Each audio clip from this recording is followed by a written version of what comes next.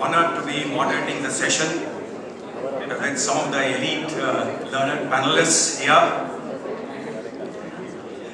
We have three panelists here. Shri Sunil Paliwal ji. He is the IAS Chairperson of Chennai Port Authority, and he is the 1993 batch Tamil Nadu cadre IAS officer, and he has been in some very prominent positions here as the Managing Director of Chennai Metro Water and Avin.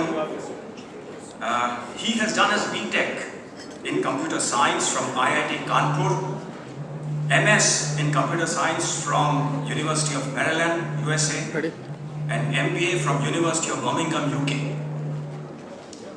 We also have with us Madam Dr. Malini Shankar ji. She really needs no introduction here. She is a career bureaucrat. She belongs to the 1984 batch of Indian Administrative Service. She has had an illustrious career spanning over 3.5 decades, and her last assignment was as the Director General of Shipping. And this was in the rank of Secretary of the Government of India, for which I must tell you the seafarers of this country must be very, very eternally thankful to her for establishing some processes on ease of doing business with the DG Shipping. And with that kind of experience, she has taken over as the Vice Chancellor of Indian Maritime University. And some key areas during her tenure: the first time IMU has got a sizable research funding, and which normally blindly goes to IITs. And I understand that there is a first patent registration by an IMU faculty as well. So that's truly awesome, madam.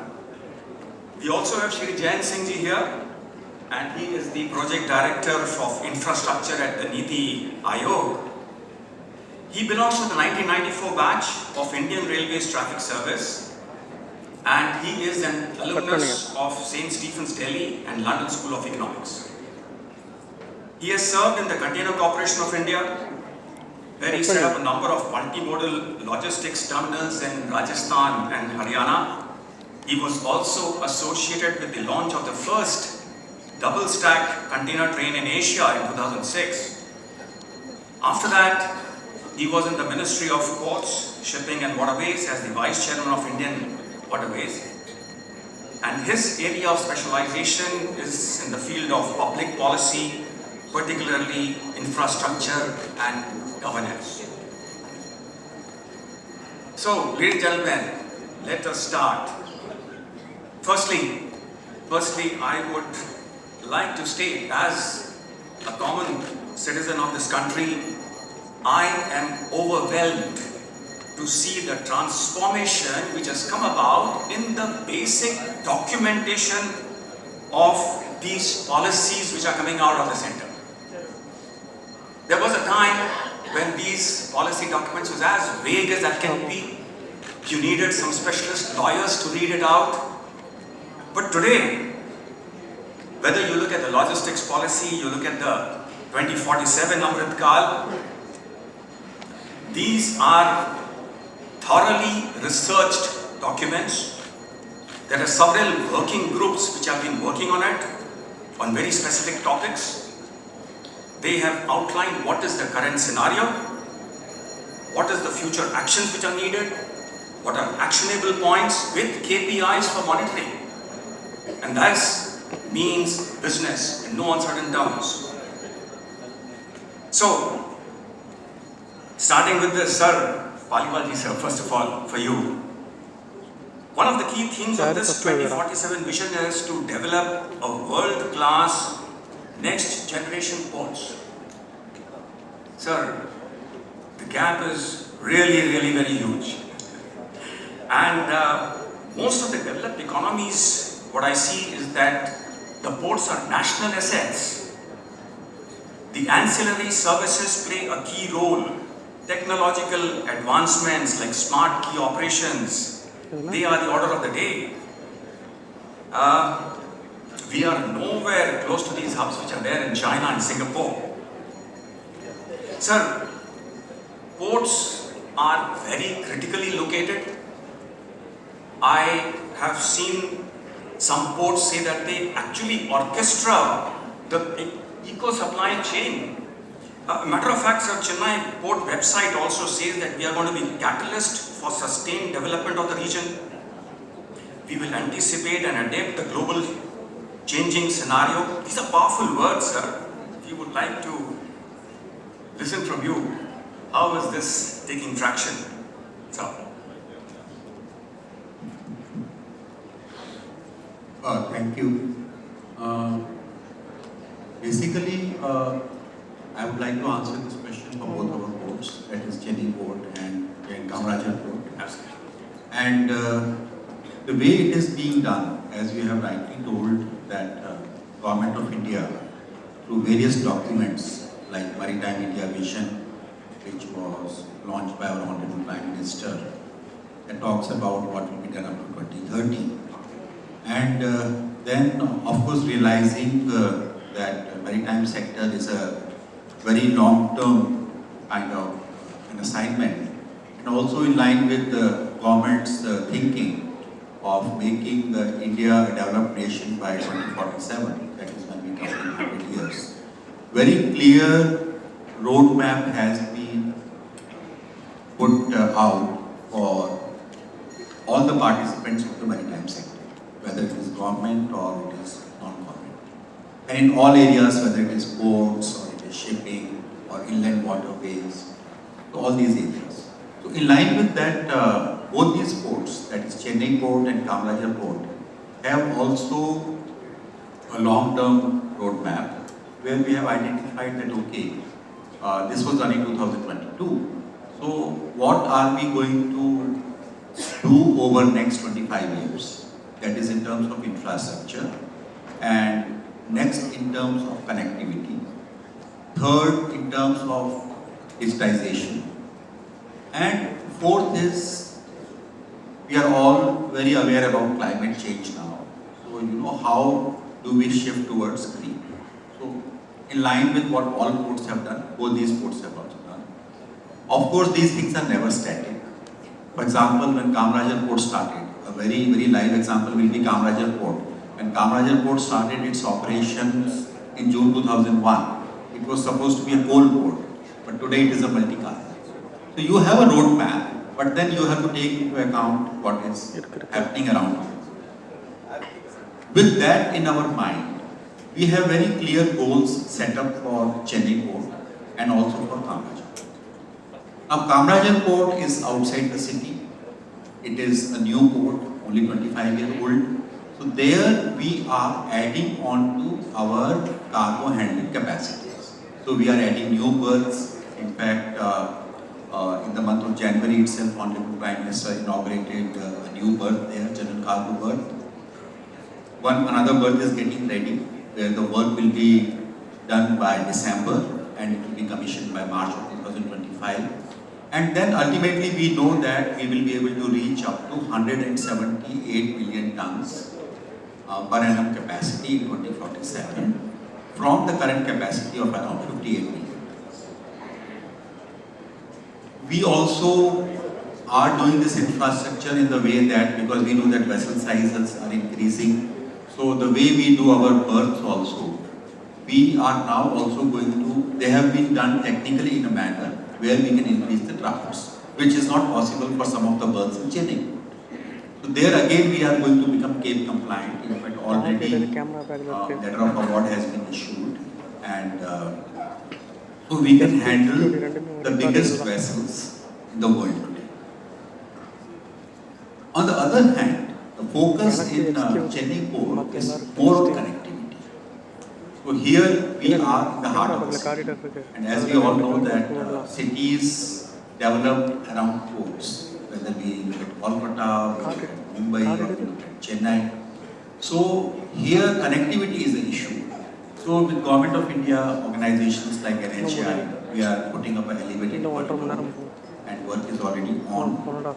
And similarly, if cargo cannot be brought easily inside through road, we are having this multimodal logistics park which is being developed at Mappedu. Already it has been awarded to Reliance. Work for the phase 1 is on.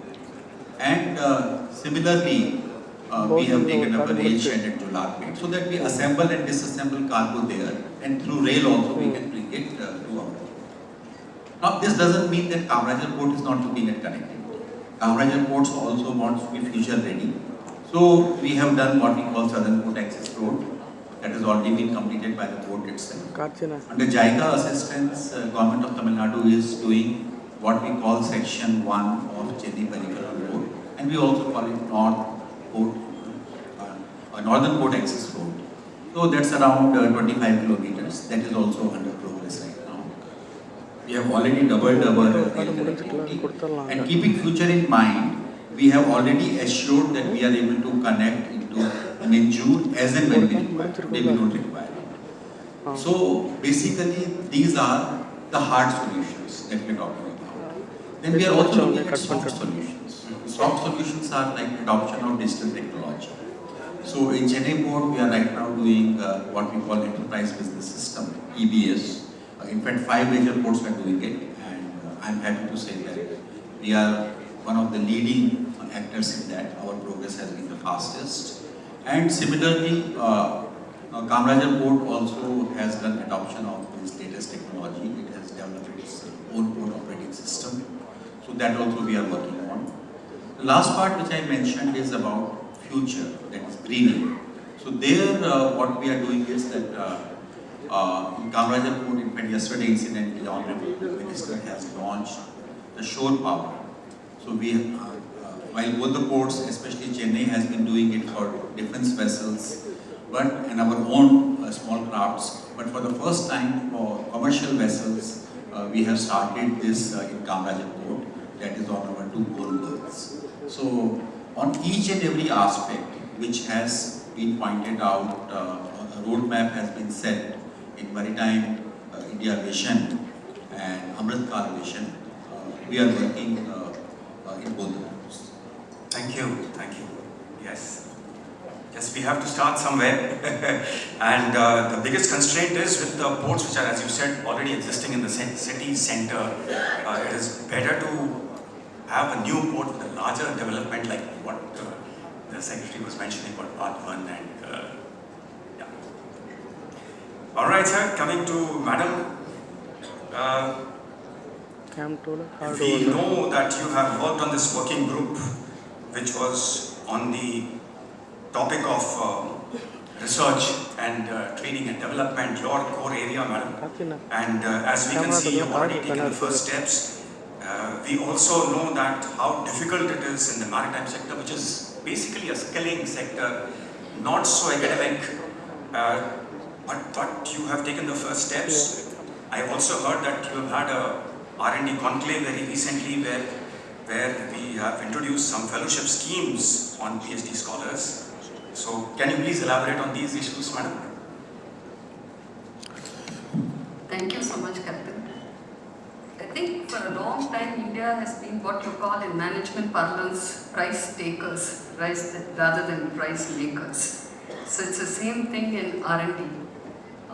The research is done elsewhere and we just have to adapt it, or we have to just fall in line with it. There are several examples, including conventions of the International Maritime Organization. Some of these conventions are probably driven by research by vendors who put it up to IMO. So it's high time that we jump together into this pool of research. The CMD Cochin shipyard is sitting there. I think they are the leaders in research now. They've been building ships for international clients. So the Maritime University was, everybody knows it's a very nascent university, just about 13, 14 years old, and what we've tried to build in the last few years is a research culture. But then, unlike some regular non-specialized universities where research is in basic science or basic engineering, this is an applied science, so you can't apply engineering. You can't say, I will do research in this and then it gets applied wherever it is. So that is where I would challenge, urge, nudge the industry to partner, to say we need to know what is the research that needs to be done, what are the kind of problems. Now, this is not to say that the industry themselves put a lot of money, both domestic industries as well as the international maritime sector, those industries, they do put in a lot of money in research. But there are certain things which can be very, build a common platform, common base on which we can build it. So we had this R&D conclave just a month ago to understand what are the issues that bother, especially the Indian shipping, as well as shipping ports, waterways, as well as logistics industries. It's all together.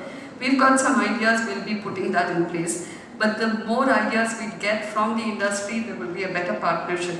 I think there are two, thank you for mentioning that patent. It's not a small thing for a central university funded by the central government to file a patent, actually successfully got a patent. And this patent was filed by IMU Kolkata campus, and this was on a project which was jointly done with a private corporation.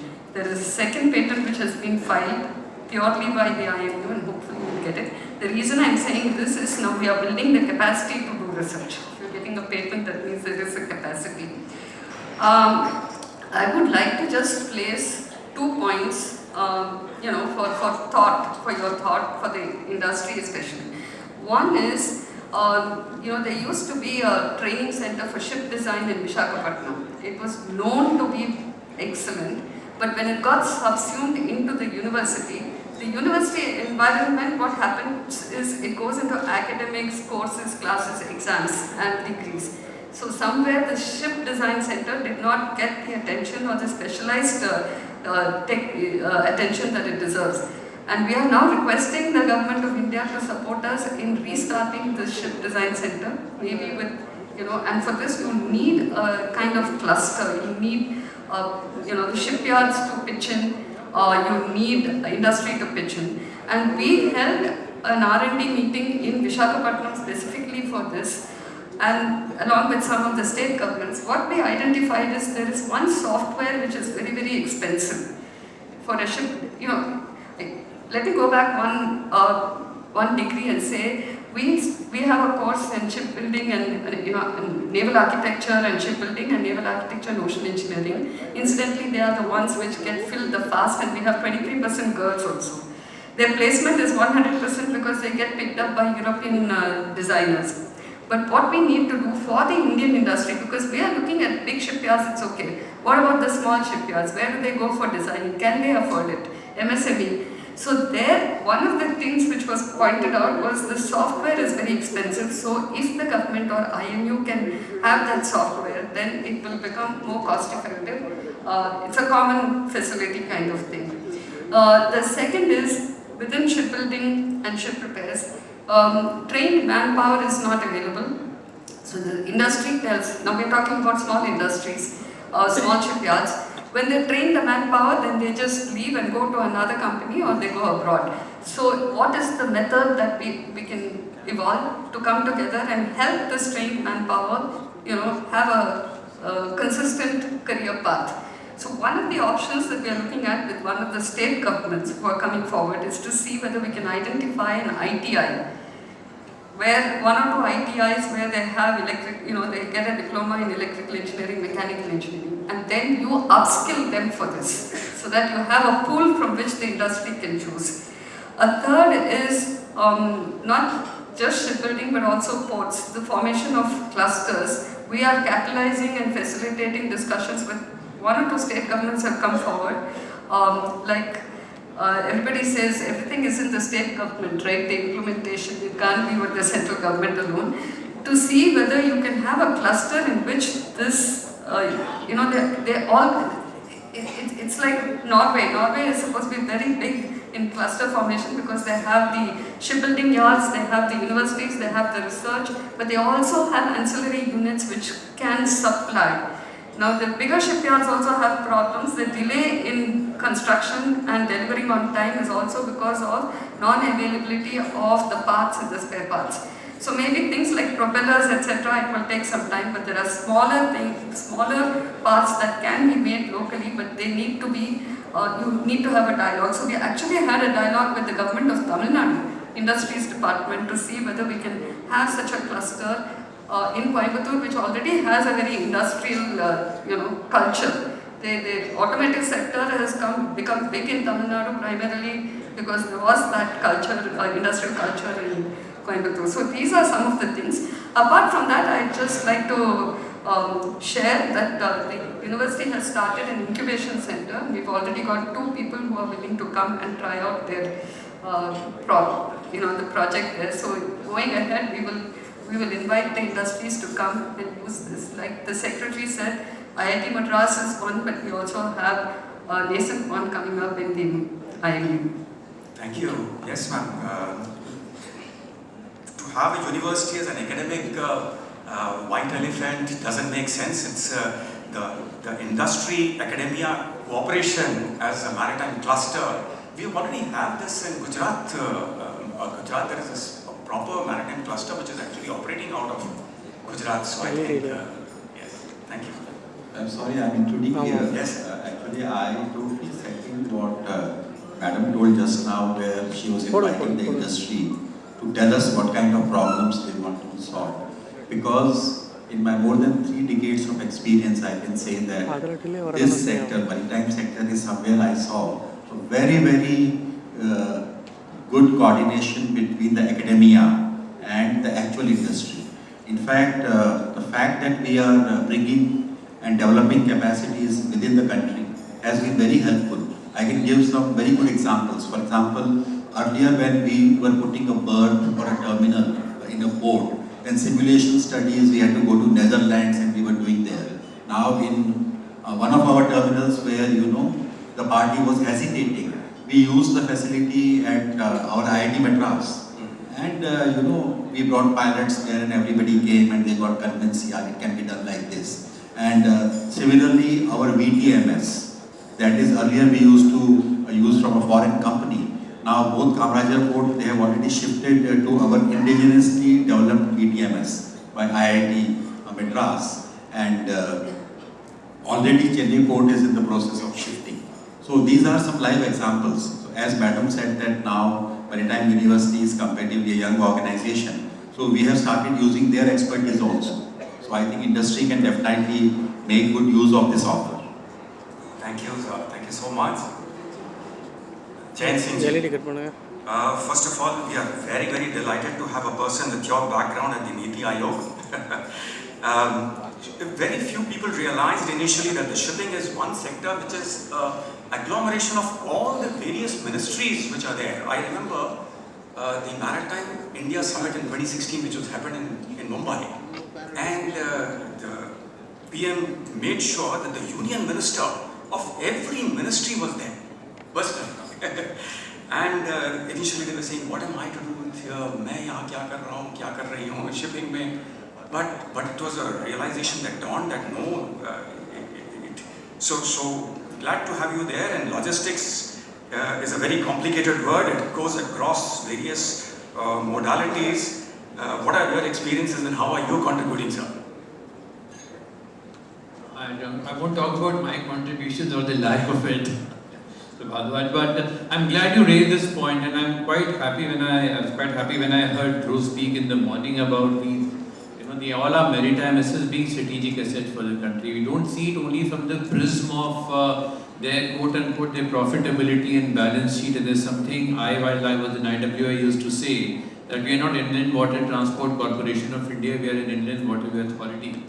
So the critical part here is to understand, one, that it is a service, right? It's an intermediate, whatever services the maritime sector provides, it's a service which is an intermediate good which has an overall bearing on the productivity of goods and services of the country.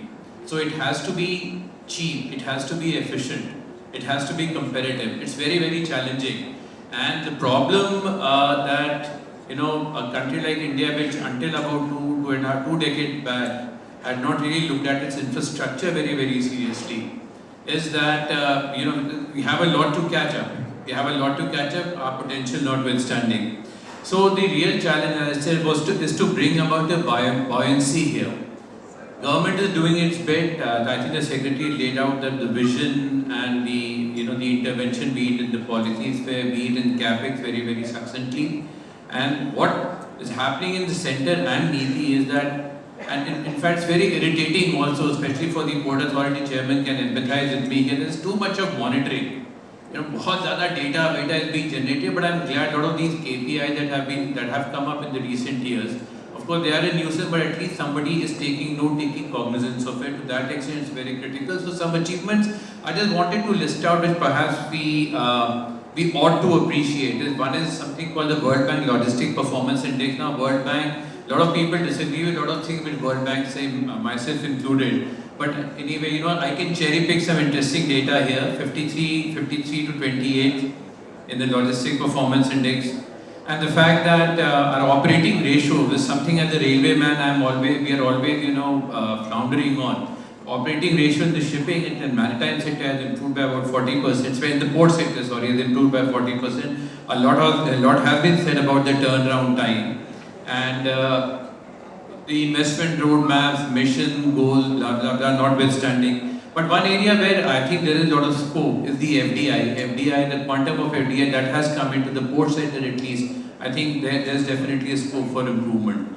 I'll just highlight a couple of technical things. I think one big elephant in the room that we all need to address is the factor of multimodality, seamless integration and connectivity between the shipping and the hinterland. Now, because of our geographical advantage, it is a boon and it's a boon and a curse. It's a boon because then we have long railway leads, unlike many places in Europe. Yeah, we have very, very long railway leads, and a last mile connectivity with railway definitely makes the transport of our goods very, very competitive. But unfortunately, the pace that we have seen in terms of the capex that has gone in the last 5 years, that hasn't been the case in the last 3 decades or so. So DFC was announced way back in 2006, and till date, 102 kilometers of western dedicated freight corridor still remains to be connected to Jayant Port, which definitely impacts the efficiency of Mr. Romeshwar. Yeah. This is something we have to address. And I won't call it myopia. There are a lot of considerations, political, economic, I don't know, but why isn't Hazira Port being connected with the dedicated freight corridor? It should be connected with DFC, which is connected with the Western Railway system. So these are the small irritants on last mile that perhaps we really need to deep dive into. Gati Shakti was a wonderful initiative to address that. It is paying dividends, but that spirit, we are being unfair because Gati Shakti is only 3 years old. That spirit will take some time to actually trickle down, and we'll start seeing its impact very soon. Another issue, this is again a technical issue, is about dredging. It's not so much a technical issue than I would say an institutional issue. We created a corporation, we think we corporation bana diya ho jayega. Now we are not able to handle that corporation. I don't know what it's not a PSU, it's not an authority, it is something which has been trifurcated or quadrifurcated into different port authorities. Where is the technical capacity? Where is the managerial capacity coming in? I really don't know. I was floundering, I was grappling with it in waterways also, because IWAI had only 10 dredgers of its own, whereas Bangladesh had 30 departmental and about 300 corporate dredgers. So this is something we have to now start thinking, and this is not something, there's no rocket science. You get into a JV and start producing, a lot of things can be manufactured locally. So this is one thing we have to look at, connectivity. Then another logistical curse in this country is what is called the empty return ratio. Now this is what has perhaps inhibited very substantially our coastal shipping. Because everywhere we are carrying, one way loaded and one way empty. So this is actually adding to the cost. This needs to be addressed. One way could be perhaps to encourage cabotage, especially in containers. And one area where railways can really contribute is to have a little more rationalized scheme of rating. Now, what I see in terms of costing of container haulage by railways in India is nothing but rent seeking. Railways has divided container haulage into weight slabs. Now this is asinine. Why? Because the haulage, the tractive effort that goes into pulling 90 TEUs with full load and the cost incurred, there's not much difference between that and the cost incurred in hauling 90 TEUs carrying light wooden handicrafts. But why are we charging these differential rates? Or why are we charging so heavily on empty haulage of empty containers? We can rationalize that, and I think DTIIT has a a very very vital role here, and NITI has a very vital role to play to bring about, because we cannot look at logistics from the prism of a ministry or a sector or a department. Have to look at it very very holistically, and this is going to be another point which I wanted to highlight. The third point is ma'am and sir just pointed out. I think it's very very pertinent here. Let's not look at it again from the center. The action is happening in the state, especially in the maritime sector. Tamil Nadu, we have outstanding examples from Gujarat, from Maharashtra. Assam and Bengal, they have their inland water transport authorities. A lot of work is coming in. Land, which is a very, very critical component in logistics, belongs to the state government. So we have to have a far better synergy with the states than we have at the moment. So this is something which NITI under its present dispensation is looking at, working with states. So I think a good institution beginning has been made. Now it's up to us how we take that forward. And another point I wanted to make. I mean, after seeing the Chennai, after looking at the Kochi Metro, is this: one delegation as far as logistics and infrastructure is concerned to the urban local bodies, and somehow integrating water transport. Now, be it like the Kochi Metro, connectivity between islands and backwaters, etc., and the hinterland, or something like the Ro-Ro service in Gujarat, connecting the Saurashtra Peninsula with the mainland. And I don't know if Chairman IWI is here. There is something called the Earth Ganga project on Ganga that we launched as part of the Jalmarg Vikas on National Waterway 1. It basically entailed creating 60 community jetty across Ganga in the states of Bihar, UP, Jharkhand and Bengal. Now, despite the political relations, etc., never ever did we have any problem in land acquisition there, because it was something which was benefiting the community. So if you engage the grassroots institutions, you actually leverage that sector much better. So there are a couple of points. So this is where the synergy comes in. Of course, opportunities galore. This is the fastest growing part in terms of GDP in the whole world, not only Asia. If you look at South Asia, Bangladesh is blip notwithstanding, it is poised for growth. So the regional waterway grid that the Secretary alluded to is something we have to be, we should be pushing forward very, very aggressively. Our interventions in Chabahar, Sitwe, Kakesanturai, I think are just the beginning with that kind of expertise. I don't see any reason why we can't have the extension of more and more global kind of footprints for our Indian entrepreneurs and the PSUs alike. And finally, the green transition. Now, leapfrogging, because we missed those two very crucial decades in the 70s and the 80s when it comes to logistics. Now, with the whole world talking about green transition, and shipping contributes, by the way, to 17% of greenhouse gases emission. So with the green transition all coming, I think it's a godsend. We can actually leapfrog in terms of technology, not only in local coastal transport, but also long distance shipping. So a lot is happening. There is scope for a lot of synergy, center-state, center, and of course public-private partnership, which as Mr. Kota just mentioned, I mean, we have to think of more imaginative model than BOT or DBFOT. I'm sure there will be a lot of debates on that in future, and we'll see fructification of these ideas, at least in our lifetimes. Thank you. Thank you, sir. Very, very insightful indeed. What Mr. Dhruv told already that has been taken cognizance by Ministry, and I think Jayant also has reiterated that. So we are working on not only looking at what are the problems with the current model concession agreement for our PPP projects, but there is also a mandate from the Ministry where a group is looking at the concession agreement for non-core PPP projects. So that is, I think, once that is done, it should address the issue which is rightly being pointed out. All right, gentlemen, we wind up with this session. Thank you so much.